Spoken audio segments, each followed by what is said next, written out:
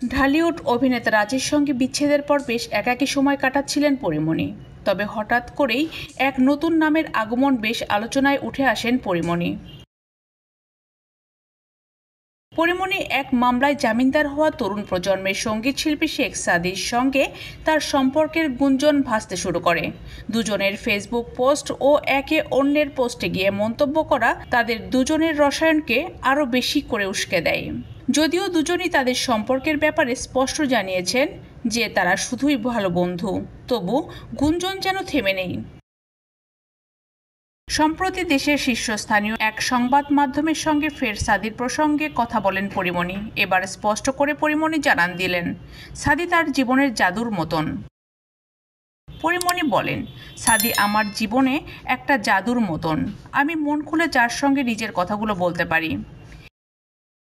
জীবনের খারাপ সময়ে যে পাশে থাকে, আগলে রাখে, সে তো জীবনের আশীর্বাদ হয়ে আসে। ও ঠিক তাই আমার কাছে। সাদি প্রসঙ্গে পরীমণি আরও বলেন, একটা চড়াই উতরাইয়ের মধ্যে দিয়ে আমার জীবন চলছে। বিপদের সময় যে পাশে থাকেন সে আমার জীবনের জন্য আশীর্বাদ। আমি এই জীবনে অনেক শুভাকাঙ্ক্ষী পেয়েছি, এখনও আমার অনেক শুভাকাঙ্ক্ষী রয়েছে। আমার সুখ দুঃখের গল্পগুলো তাদের সঙ্গে শেয়ার করি, এতে আমি মানসিকভাবে ভালো থাকি। এদিকে তরুণ প্রজন্মের গায়ক শেখ সাদি জানান, একই অঙ্গনে দীর্ঘদিন কাজ করার কারণে পরীমণির সঙ্গে বেশ আগেই পরিচয় হয়েছিল। তখন থেকেই পেশাগত বিষয় নিয়ে তার সঙ্গে নিয়মিত কথাবার্তা হয়। তিনি বলেন, আমি ইন্ডাস্ট্রিতে কাজ করছি অনেক দিন হলো। পরীমণি অনেক ইতিবাচক গুণ রয়েছে। বিপদে আপদে মানুষের পাশে থাকেন। আমি তার মঙ্গল কামনা করি সবসময়। ৩ বছর আগে গুণিন সিনেমার শুটিংয়ের সময় চিত্রনায়িকা পরীমণির সঙ্গে নায়ক শরীফুল রাজের পরিচয় হয়। পরিচয় থেকে বন্ধুত্ব, এরপর প্রেম।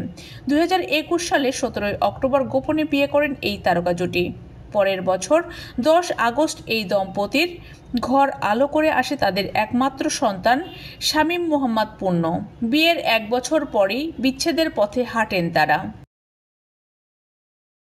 বিচ্ছেদের পর সন্তানকে লালন পালন করছেন পরীমণি। তবে নতুন করে শেখ সাদির সঙ্গে তার বন্ধুত্ব কি নতুন কিছু ইঙ্গিত দিচ্ছে, সেটাই এখন লাখ টাকার প্রশ্ন।